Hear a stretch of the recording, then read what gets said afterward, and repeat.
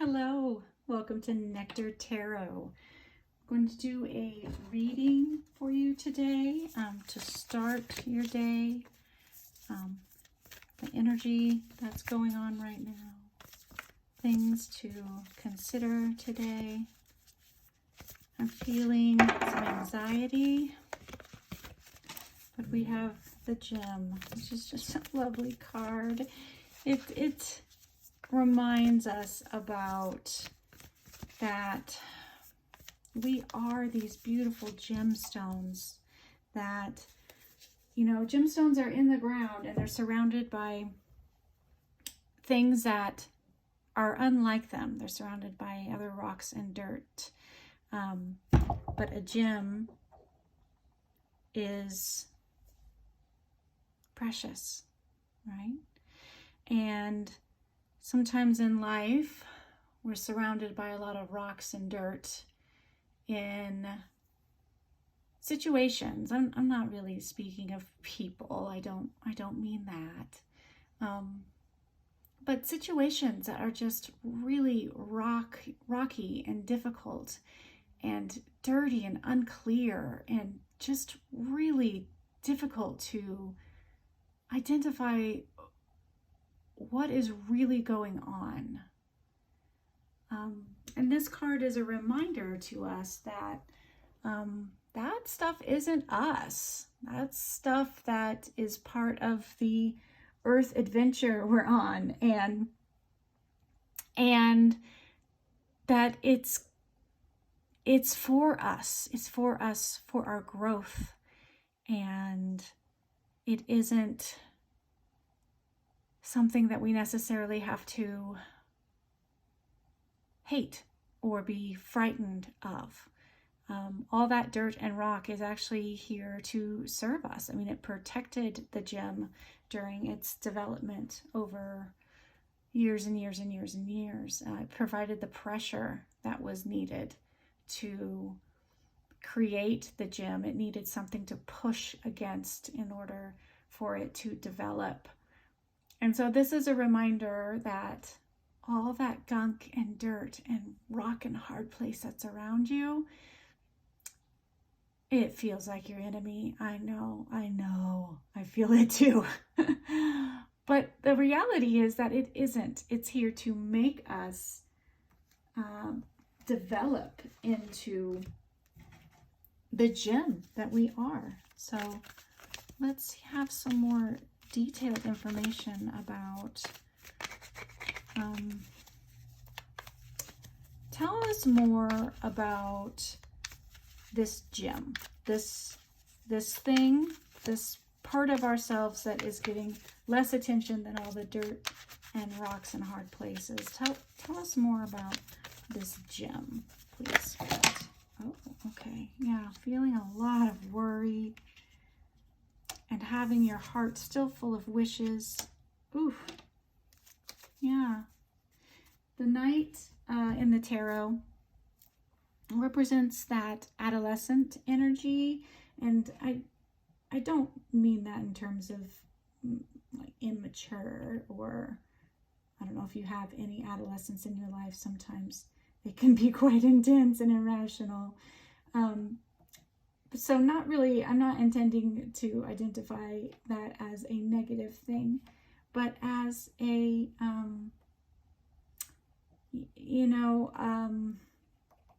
adolescents also have just a ton of energy, and they have a ton of hopefulness. And here, this one is bringing you the cup. So you have the Nine of Cups talks of our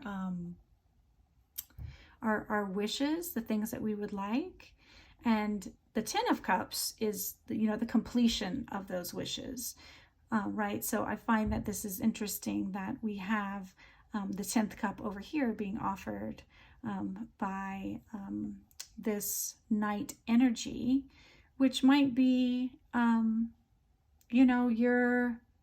there might be some sort of way of thinking that grew in our adolescence. not thinking, but maybe the way that we feel about things,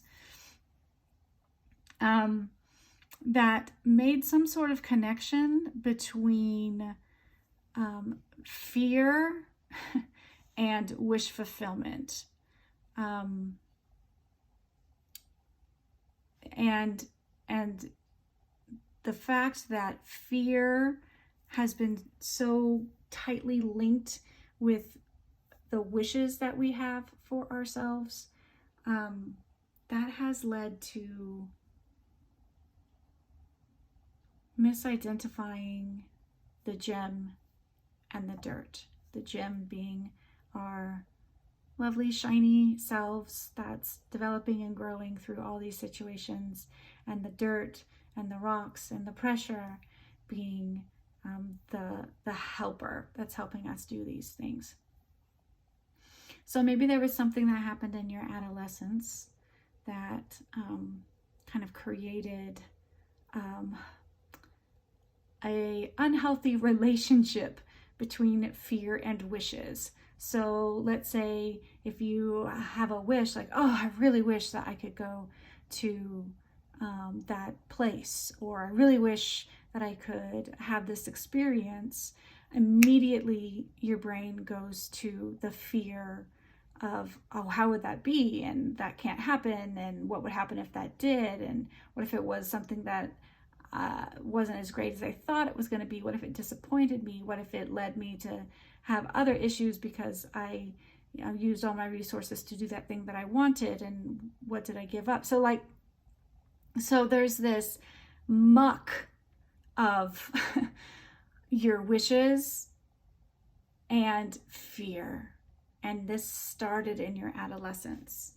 So what else can we hear about that spirit? How can we get those two untethered? What can we do to find a way to free up the energy of our wishes? Because our wishes are to feel good.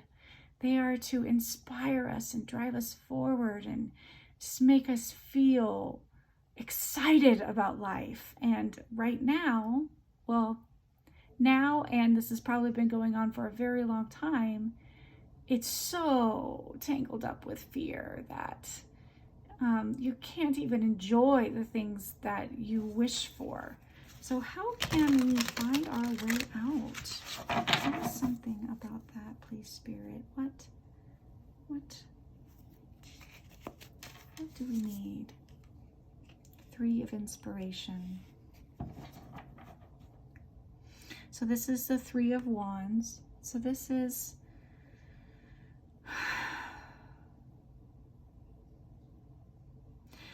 threes in the tarot represent communication. So I think you have maybe a fear of speaking out for what you want, and maybe you've had experiences in your life where when you say something that you want, maybe you've had people in your life who have used that in order to manipulate or control you. So there's a little bit of wariness to speak out for what you want and the things that you wish for, because it was truly something that made you feel unsafe or got you into situations that really wasn't what your heart wanted. So there is this habit then of, when you have that wish and, oh, that thing that lights you up and, oh my gosh, wouldn't that be wonderful?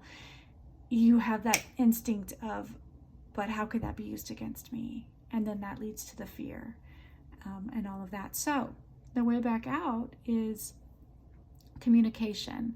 Now, if you know in your mind, if you're like, oh yeah, I know who you're talking about.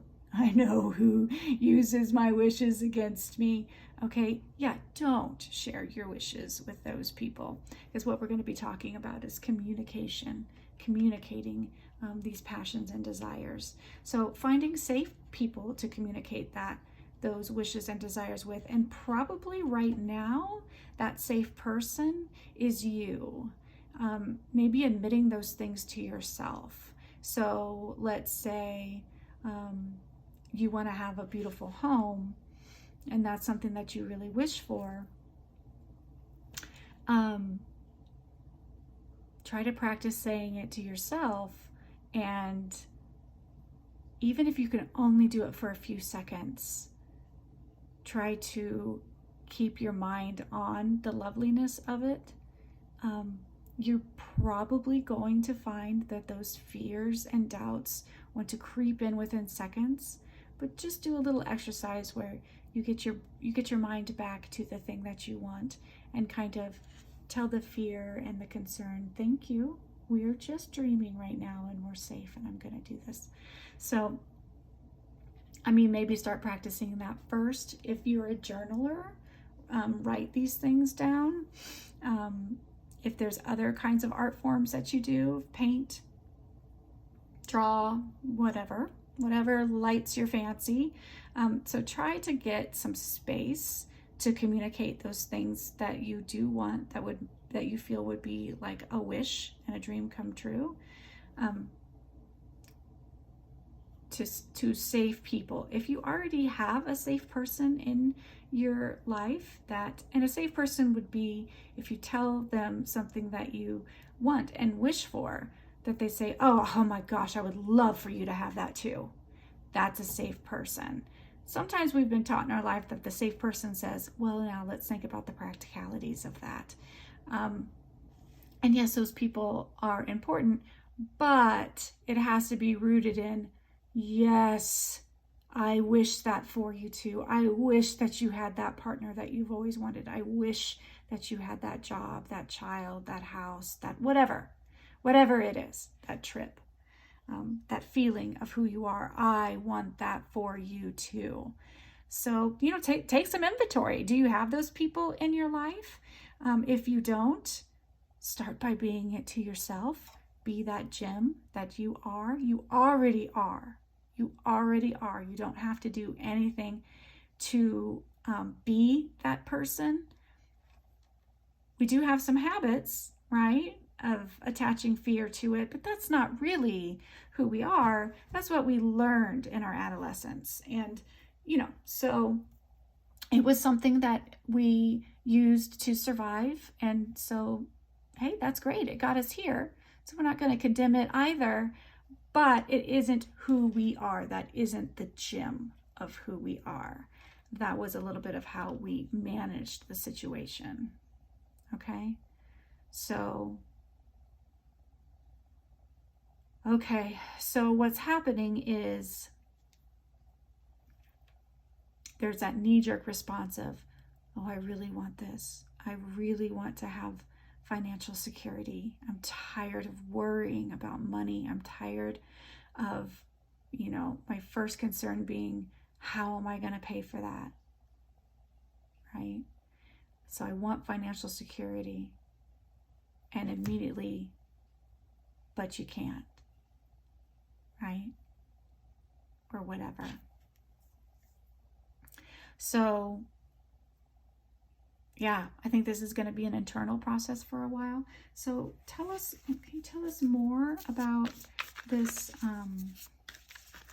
how to begin to adjust to either being safe for ourselves to communicate the things that we want and wish and need, and to also bring people into our lives that also want those things for us, those things that we have identified would make us happy and be a wish and a dream come true.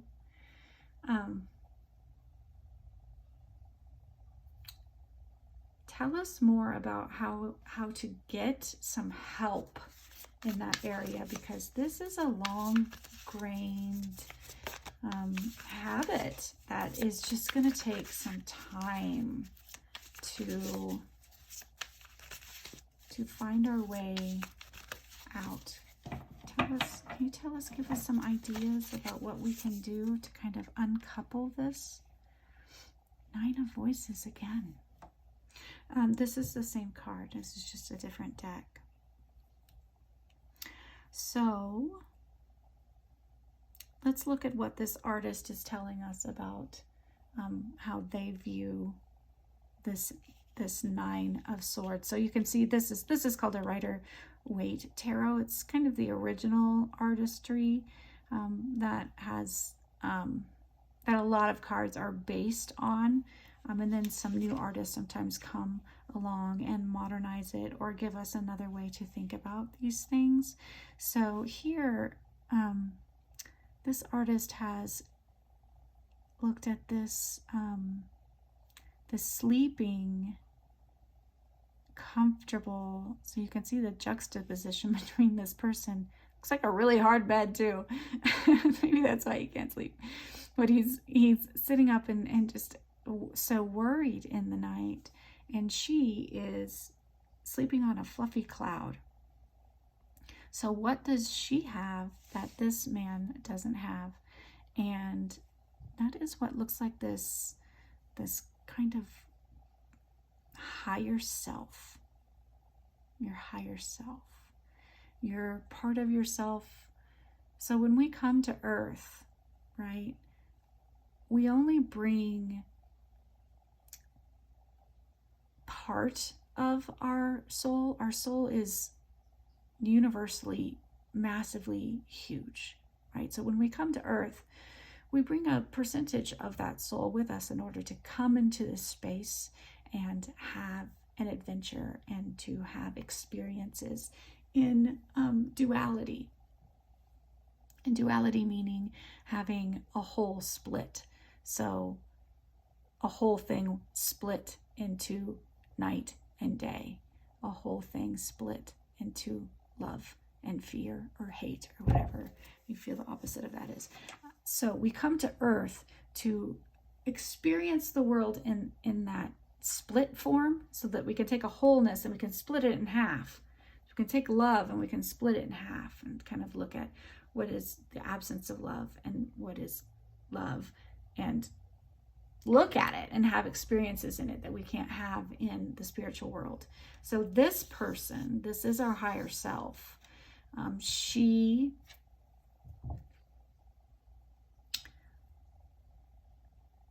think this is a reminder that she is still with us. I say she because it's she, but not really gender specific, just that female energy, the nurturing energy that all of us actually have. But here she's represented, this energy is represented from the feminine side. That she's with us still. And call on her to be present with us during these fearful times. Oh my gosh, I need help. I am so frightened.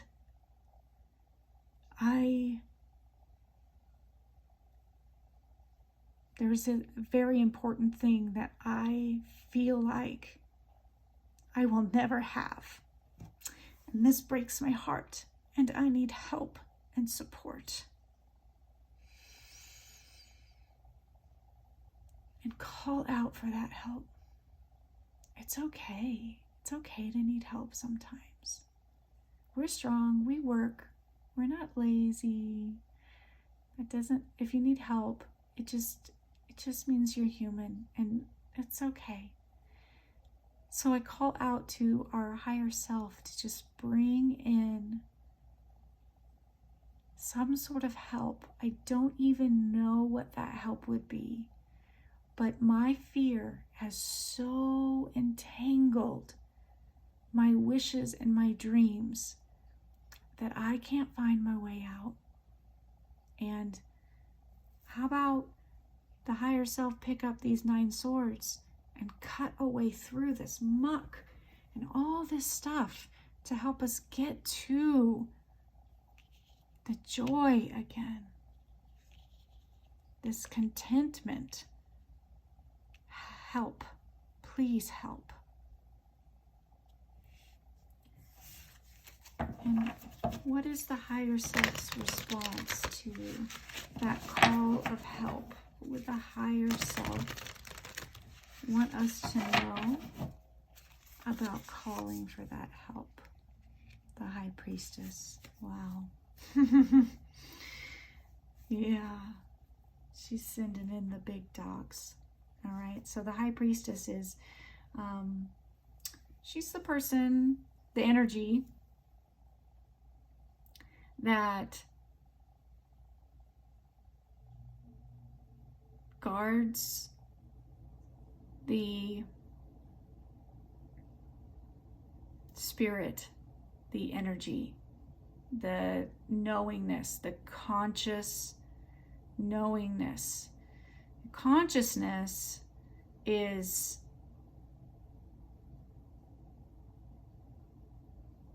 the connection to truth. So one of the reasons why The Matrix was such a popular movie and stunned people so much was because there was something in all of us that knew that there was some truth to that. Now, it's a parable. I mean, it doesn't necessarily mean that it is exactly like that we're all hooked up in batteries. I'm not saying that. I think that I don't know if that's true or not, but the essence of the movie is true, that we have that higher self, that Neo that woke up,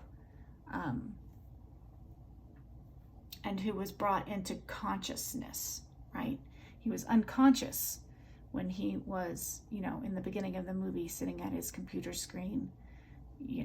That was his unconscious self. And the team, the people, helped him to wake up his conscious self. And it's also important to note that he had a choice. That is one way to identify conscious and truth versus unconscious fear and disillusion, is that the truth always leaves room for choice, because that is truly what we as souls and beings always have the right to have. So that is one way that you can identify that someone isn't telling you the truth, is if they feel like, well, you don't have a choice. This is how it is. Okay, well, so that's kind of a red flag. But so your higher self is sending you some clarity so that you can begin to be a little bit more aware and able to identify the things that's going on around you that's true, and the things that are going on around you that feel true, but they are just a habit of thinking that you learned in your adolescence, right? So when we call to our higher selves to help us get to a place where we can have rest and contentment and be able to communicate and shine, right? Help us, the higher self responds with, I will help you understand and be able to identify what is true and what is not true, what is habitual thinking and fearful thinking, and what is the truth, the gem, the reality, the essence of actual rooted truth. Now, I don't mean to belittle at all the adventure that we're on the earth. It is not evil or bad or harmful. Again, I'd like to reiterate that all these things that we go through that keep us up at night, they are pushing against us to become the gem. And oh my gosh, is it hard? It's so hard. Oh my gosh. And that's why we need to reach out to each other, because we need the help and the support. And for people to bring in cups when we just feel like, I can't even stand up out of bed, having helpers to come, communicating out that we need help. And our higher self says, okay, I'm going to help you understand what's true and what's not true. So is there any other message from our higher self that we can use right now to to keep that fear that we're feeling in relation to the things that we want at bay, so we can rest. So we're tired. We're tired, Spirit. Oh, we're tired. So out came the Four of Materials. So this is the Four of Pentacles, which is earth energy, material energy, manifestation, things of this planet. And 4 represents stability. You know, a square is stable. So, yeah, finding some stability in our physical world right now is what the higher self and what the high priestess wants for us to feel that safety and stability. Okay. Is there anything else? See this camel back here, how he carries the water in his body with him. So he's basically like a reservoir. So yeah, the higher self. So let's get into an energy of opening and accepting this water meaning emotions, that relaxing, refreshing, rejuvenating water, opening ourselves up to that. That's what our helper wants to bring to us. And our higher self is saying, of course, stability in your material world is what you want. And it is really, really hard when you don't have it. So what can we do to find this stability and this safety? What is it that we're needing? Oh my, okay.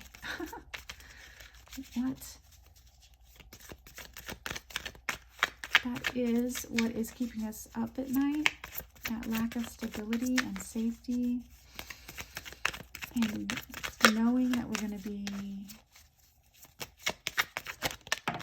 taken care of. So we have the Two of Cups. So this is relationships. This is the connection of two,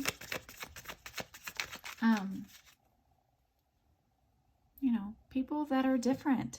That she kind of is dressed like the original high priestess of the Rider-Waite. Her outfit kind of echoes that. They use the blue here to identify it. And he is kind of dressed like the Fool of the Rider-Waite. And the Fool is the first card of the major arcana, or the major steps in a person's life. And the Fool energy is, that person that just leaps off the cliff and says, I don't know, someone will catch me. And then the High Priestess is the one that's like, has that conscious awareness and that more knowingness and wisdom. So the stability that we're needing is the joining and the unification of the Fool. And fool doesn't mean idiot. It means just like, brave, like just going for it. Have you ever met a person that they're just like, oh, I just did it, and I made it work, and yeah, it worked out, and yeah, sure, I made some mistakes, but they weren't tragic, and I figured it out, and I took those risks, and now I have this amazing thing. So that is the Fool, not someone who, just is not aware of anything reasonable. So this is the unification of these two, and that is the stability, that going back and forth between, oh, I'm going to take this risk. I'm going to take this risk, and I'm going to leap coupled with I have cleared away all of the disillusionment and the fear, and I am seeing clearly the reality of the situation, and I have wisdom, and I'm going to couple that with the courage inside of me. And this can represent a relationship outside of you, and this does not mean that it has to be male, female. It does not matter, the relationship. This is just male and female energy, which again, each human has both. So it's not really a thing like that. So it can be, a person in your life that you can join with, or this can be the joining of that inside of your own self. Whichever resonates for you. Since this is a general reading, I don't know exactly. That's going to be something that you're going to identify yourself, of whether that is a union that happens inside of yourself, or if the universe is, or your higher self, or whatever word you like to use, is bringing you a person that's outside of you to help you with that. I have an inkling that it's someone outside of you, because this guy is bringing the cup. So I think maybe for most of you, it's someone outside of you. Also, doesn't have to be a romantic relationship. It can be really solid friendships, or it could be bouncy. All right, so let's get the last two cards. Yeah, the Devil. I'm just going to cover that up a little bit. And the Three of Cups. So a lot of communication. The Devil is the opposite of the Lover's card. So the Lover's card has the same configuration as this card, but these two are chained, if you can see that, to the Devil, and the Lovers are free. So that's what I was talking about, that the Devil tries to convince you, and I don't mean the devil, but the devil energy, tries to convince you that you are chained and that you don't have a choice.